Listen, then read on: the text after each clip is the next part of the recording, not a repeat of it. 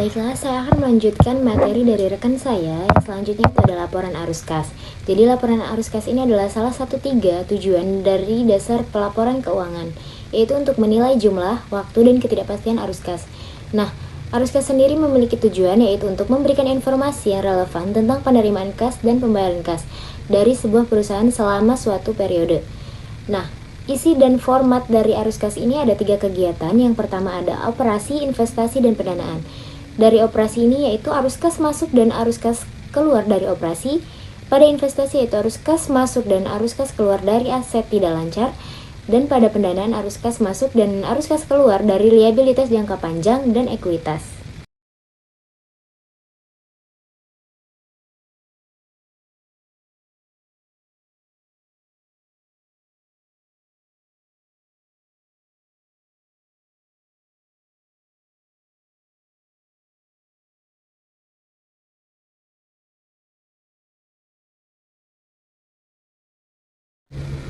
Yang selanjutnya yaitu ada penyusunan laporan arus kas. Nah, informasi yang diperoleh dari beberapa sumber. Yang pertama ada dari laporan posisi keuangan komparatif, laporan laba rugi tahun berjalan, dan data transaksi yang dipilih.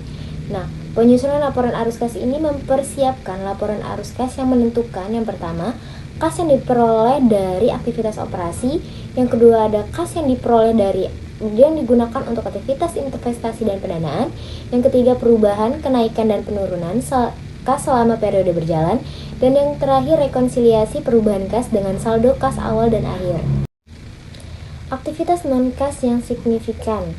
Aktivitas pendanaan dan investasi yang signifikan tidak mempengaruhi kas yang dilaporkan terpisah dalam bagian bawah laporan arus kas ataupun dalam catatan atas laporan keuangan. Contohnya meliputi penerbitan saham biasa untuk membeli aset, ada konversi obligasi menjadi saham biasa, penerbitan utang untuk membeli aset, dan pertukaran aset jangka panjang. Yang selanjutnya yaitu ada fleksibilitas keuangan. Contoh perhitungannya yaitu rasio cakupan utang kas sama dengan kas neto yang diperoleh dari aktivitas operasi dibagi dengan rata-rata total liabilitas. Nah, rasio ini menunjukkan kemampuan perusahaan untuk membayar liabilitasnya dari kas neto yang diperoleh dari aktivitas operasi tanpa harus melikuiditas aset yang digunakan dalam operasinya. Nah, berikut ini adalah contoh dari arus kas bebas. Perusahaan yang dapat menggunakan arus kas ini untuk membeli investasi tambahan, melunasi utangnya, membeli saham treasury, atau hanya untuk menambah likuiditasnya saja. Nah, pada laporan keuangan dan catatan atas laporan keuangan, IFRS masyarakat setiap entitas untuk menyajikan satu set laporan keuangan lengkap setiap tahun. Nah, ada 5 laporan. Yang pertama adalah laporan posisi keuangan, laporan laba rugi komprehensif untuk periode yang akan disajikan sebagai laporan tunggal untuk laporan laba rugi komprehensif, laporan laba rugi dan laporan laba rugi komprehensif yang terpisah.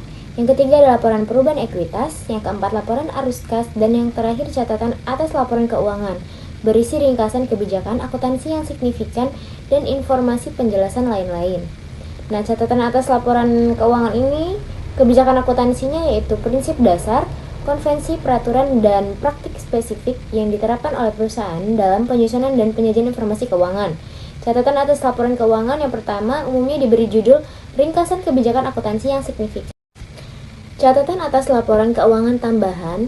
Dalam banyak kasus, IFRS mewajibkan pengungkapan tertentu. Contohnya, yang pertama ada item aset tetap dibedakan ke dalam beberapa golongan. Yang kedua, piutang dibedakan menjadi jumlah piutang dari pelanggan, piutang dari pihak dengan hubungan istimewa, pembayaran di muka, dan jumlah lainnya.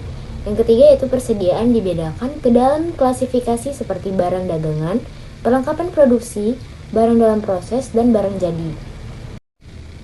Baiklah, cukup sekian pemaparan materi dari kami.